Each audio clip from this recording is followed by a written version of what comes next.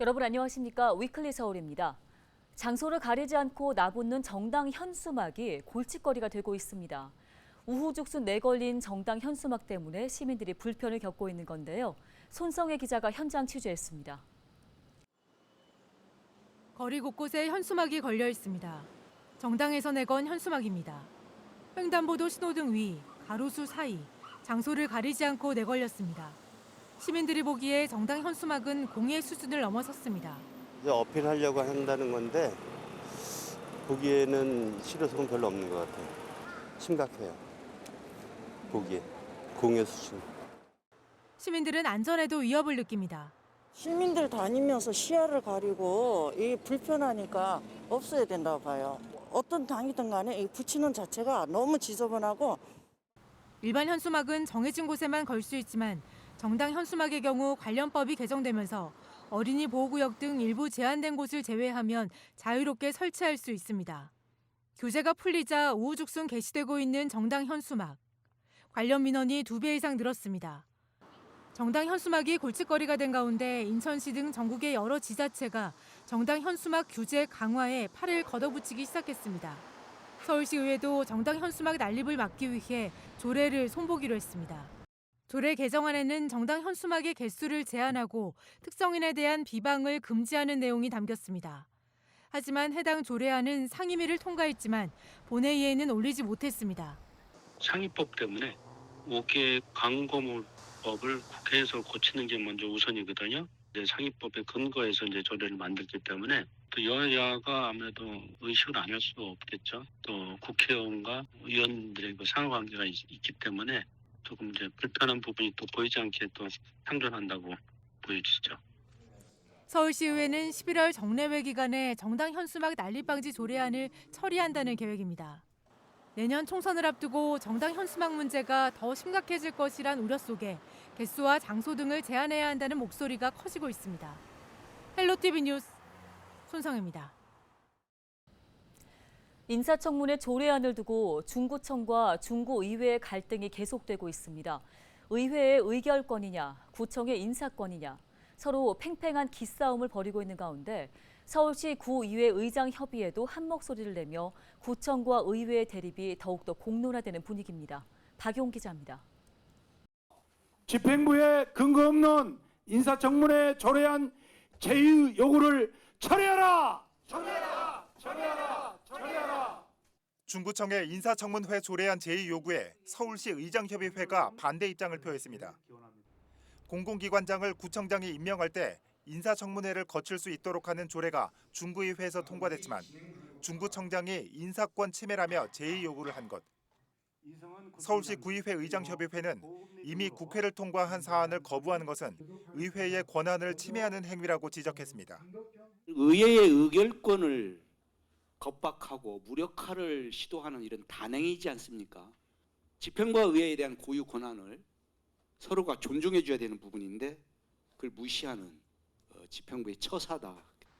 최근 마포와 종로에서 있었던 의회 파견 직원 구청 복귀 명령에 대해서도 의장협의회는 규탄을 이어갔습니다. 의회 파견 직원에 대한 인사권은 구청장에게 있습니다. 하지만 의회와의 갈등이 이어지는 상황에서 의회에 파견했던 직원들을 구청으로 복귀시켜 의회 기능이 마비됐다는 것.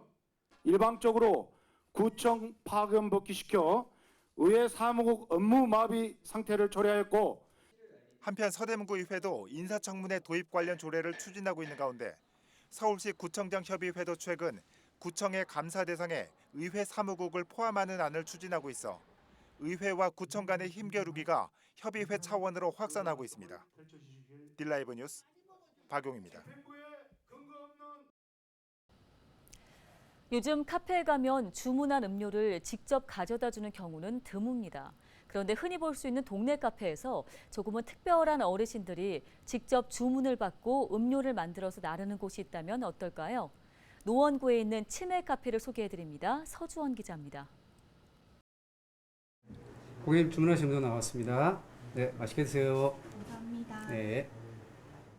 커피 내리는 솜씨가 수준급인 김세인 어르신. 올해 64세인 김 어르신은 약 4년 전 초록이 치매 판정을 받았습니다.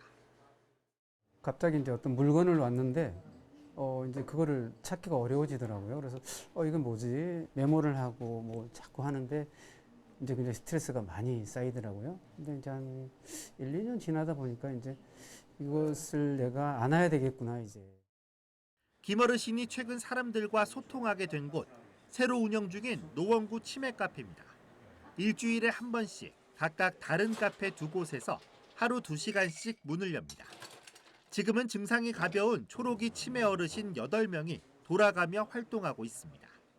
어르신들이 일상생활 하시면서 또 그 기능 유지도 할 수 있고 또 어르신들이 또 감정적으로나 또 사회적으로 위축된 부분들이 있으니까 이런 활동을 통해서 그런 걸 좀 더 완화시킬 수 있다고 생각합니다. 어르신들은 노동의 대가로 돈 대신 인근 마트에서 시간당 10,000원 상당의 생필품을 교환합니다. 경제적 보상보다 어르신들의 자신감 회복이 프로그램의 가장 큰 목적입니다. 나는 너무 좋더라고요. 이렇게 사람들도 만날 수 있고 또 이렇게 이런 기회를 주니까 저는 고맙죠. 가끔은 이제 뭐 좀 약간 실수하는 부분도 있겠지만 오히려 그런 게 이제 더 많이 도움이 된다고 이제 도전해야 된다는 생각을 많이 하게 되죠. 치매 카페는 그동안 다른 지역에서도 많이 운영됐지만 노원구의 형태는 좀 다릅니다. 지자체가 마련한 장소가 아닌 기존의 동네 카페들의 참여, 지역사회가 함께 돌본다는데 의미가 있습니다. 저희 할아버지께서도 치매 환자셨고 그래서 저희 가족들도 이제 간병을 10년 넘게 다 같이 했었거든요. 저도 뭔가 좀 미약하지만 조금이나마 도움을 드릴 수 있는 부분이 있지 않을까 싶어서 동참하게 됐고요. 노원구의 치매 인구는 9,700여 명, 서울시 25개 자치구 가운데 가장 많습니다. 앞으로 치매 카페가 만들어갈 선한 영향력이 기대되고 있습니다. BTV 뉴스 서주원입니다. 서울시가 지상층으로 이주하는 반지하 가구에 지원하던 보증금 대출 한도를 8천만 원으로 확대한다고 밝혔습니다. 서울시는 반지하와 고시원 등에 거주하는 무주택 세입자가 지상층으로 이주를 할 경우 5천만 원이었던 대출 한도를 8천만 원까지 3천만 원 더 늘리기로 했습니다. 대출 이자는 5천만 원까지는 무이자가 적용되며 5천만 원 초과 시에는 연 1.2%에서 1.8%로 이용할 수 있습니다. 이와 함께 반지하 특정 바우처 제도를 통해 최장 2년 동안 월세 20만 원을 지원받을 수 있습니다. 다음 달 7일부터 지하철 하차후에 재승차 시간이 10분에서 15분으로 연장됩니다.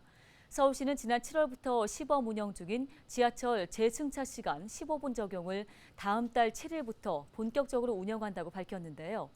시범 운영 기간에는 1호선에서 9호선 구간만 적용됐지만 다음 달부터는 민자 경전철인 우이신설선과 신림선에도 도입됩니다.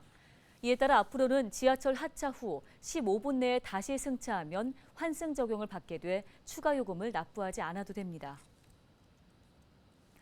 서울시가 장애인의 이동권 보장을 위해 월 최대 10만 원의 버스 요금을 지원하고 있습니다.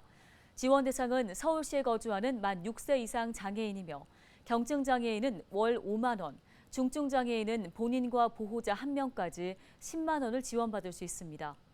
버스 요금은 장애인이 먼저 요금을 지불하고 동주민센터에 신청을 하면 한 달 뒤에 환급받게 되는데요. 지난 8월부터 시행된 버스 요금 지원은 9만 3천여 명이 환급 요청을 해 19억 5천만 원의 첫 환급액이 지불됐습니다.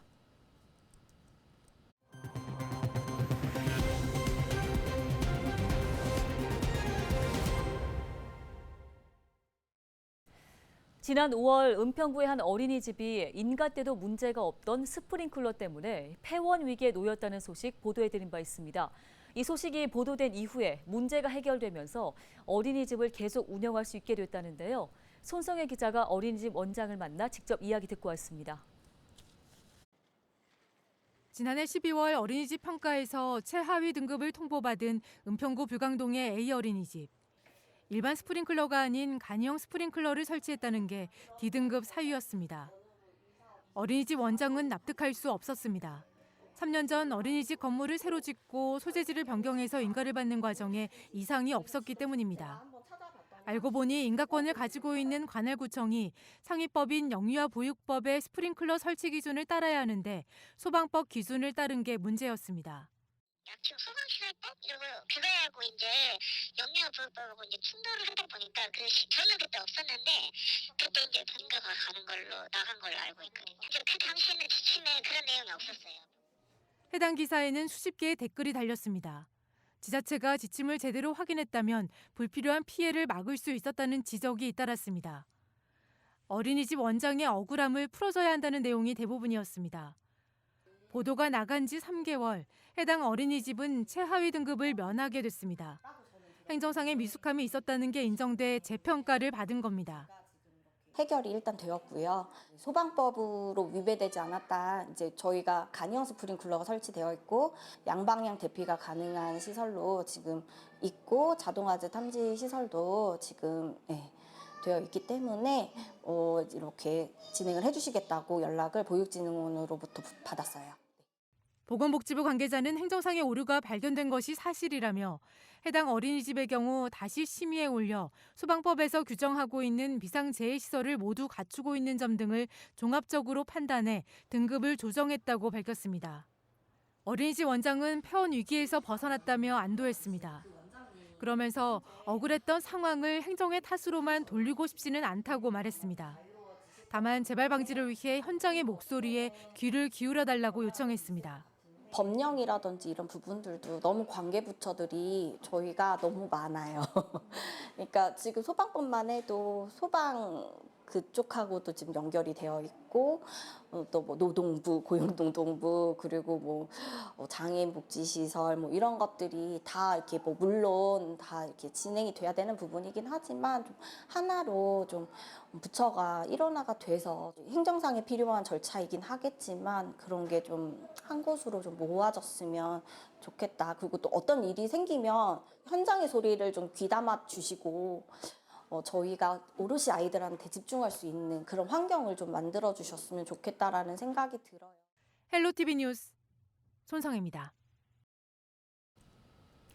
은평구가 다음 달 7일 유아숲 가족축제를 엽니다.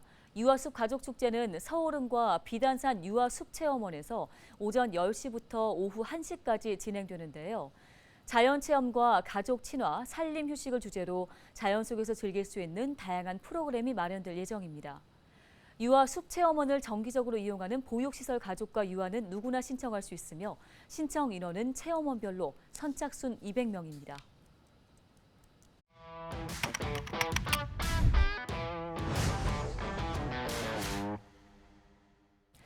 지역의 정취가 묻어나는 것들에는 음식과 명소 등 다양한 것들이 있는데요. 특히 각 지역의 특색을 담은 사투리는 그곳을 더욱더 잘 이해할 수 있는 매개체가 되곤 합니다. 걸쭉한 사투리가 매력인 전라도에서는요. 전남과 전북이 미묘한 차이를 보이고 있는데요. 어떤 이유 때문인지 송하영 기자가 살펴봤습니다. 시방 무엇이여? 맞다 겁나게 많네. 아따 시끄러운 거 그냥 환장하겠네. 음에 된 거 그냥 오만 삭신이 다 아파 죽겠어. 말도 말고 아이고 오면 쪽팔려 죽겠어 나가. 구수한 어휘와 정겨운 억양이 특징인 전라도. 때때로 영화와 드라마에서는 전라도 사투리가 인물에 현실감을 부여하고 그게 몰입감을 더해 눈길을 사로잡기도 하는데요. 멋지게 해볼게. 안 그런가? 그런데 전라도 사투리에서도 전남과 전북이 미묘하게 다르다는 점 알고 계신가요? 현지인이 쓰는 전남과 전북의 사투리를 비교해 보겠습니다. 뭐다냐? 밥 먹었냐? 뭐더냐? 밥 먹었냐? 차이가 느껴지시나요? 아직 잘 모르겠다면 한 번 더 들어보겠습니다. 아야 어떻게 살았냐? 소식이 없어서 겁나 답답했단께. 잘 지냈냐? 소식이 없어서 그냥 답답해 죽을 뻔했다. 전남에서는 말의 높낮이가 강하게 나타나고 전북에서는 말끝이 늘어지는 듯한데요. 한 TV 프로그램에서 전주 사투리에는 말끝에 겨와 디, 잉을 붙이면 된다고 소개하기도 했습니다. 전북에서는 주로 어미가 늘어지는 조사가 붙는다는 거죠. 전문가는 이 같은 차이가 지리적 조건에서 비롯된다고 설명했습니다. 말끝이 늘어지는 전북 사투리의 특징은 인접한 충청도의 영향이 크다는 겁니다. 그러면서 전남에서 북쪽에 위치한 담양과 장성 등의 경우 전북과 유사하고 남쪽에 가까운 지역일수록 전북 지역과는 다른 억양과 말투가 두드러진다고 강조했습니다. 말은 사람이 이렇게 옮겨요. 전염병처럼. 그러니까 사람이 자주 왔다 갔다 교류하면 비슷해지고 점진적으로 이렇게 조금씩 변해가는 거라서 그 이웃한 말하고는 비슷하게 마련이죠. 전라남도에서도 북쪽 사람들, 담양이나 장성은 또 비슷하게 좀 느려요. 예. 전문가는 전남 동부권에서도 억양의 차이가 나타난다고 설명했습니다. 이제 사람의 교류를 막는 것이 옛날에는 큰 산 같은 것이 이제 그런 교류를 막아요. 면적은 얼마 안 되는데 산악국가잖아요. 그러니까 우리나라 동쪽이 산이 많거든요. 경상도나 함경도나 강원도나 전라도 안에서도 동쪽에 산이 많아요. 지리산 쪽으로 해서. 곳곳에 산이 위치한 우리나라의 특징상 서쪽보다 동쪽 지역에서 방언의 차이가 뚜렷하게 드러나는데 광양과 구례에서는 지리산을 중심으로 마을마다 전해지는 방언이 조금씩 다르다는 겁니다. 이처럼 각 지역마다 고유의 색을 간직한 전라도 사투리. 전남 강진에서는 이를 주제로 한 박물관도 운영되고 있는데요. 바로 와보랑께 박물관입니다. 이곳은 지역의 작은 문화공간으로 자리했는데요. 소박함을 간직한 골동품부터 한글 관련 옛 서적 등까지 약 2,500점의 소장품이 전시되어 있습니다. 30년 전 문을 연 김성우 관장은 직장 생활 당시 전라도 출신 동료로부터 사투리에 대한 영감을 받은 뒤 관련 자료를 조금씩 모으기 시작했다고 설명했습니다. 근데 가만히 물건을 모으다 보니까 그 사투리 안에서 살아오는 모습을 다 느낄 수 있고 점점 잊혀져 가고 있고 그것이 좀 안타깝더라고요. 그래서 한번 저거 한번 못 해볼까 하면서 책상 옆에다 공책 하나 딱 달아놓고 사투리 어휘 있잖아요. 단어 있잖아요. 그걸 갖다가 적기 시작했어요. 박물관 곳곳에 배치된 사투리를 활용한 독특한 작품도 이 공간만의 특별함을 더하고 있는데요. 자세히 보아야 그 의미를 알 수 있는 이 그림들은 김 관장이 직접 그린 작품으로 관람객으로 하여금 퍼즐을 맞추는 듯한 재미를 느끼게 합니다. 줄임말과 외래어 등으로 다양해진 오늘날의 언어 생활 가운데 고유의 가치를 뽐내며 전해지는 사투리. 오는 10월 9일이면 훈민정음이 세상에 탄생한 날인 한글날인데요. 인연이 참 기니까. 매력적이고 사랑스럽다는 의미의 전라도 사투리 귀니따와 같이 일상 속 정겨운 우리말의 가치와 재미를 되새겨 한글날의 의미를 더해가는 건 어떨까요? 네, 뉴스 마칩니다. 고맙습니다.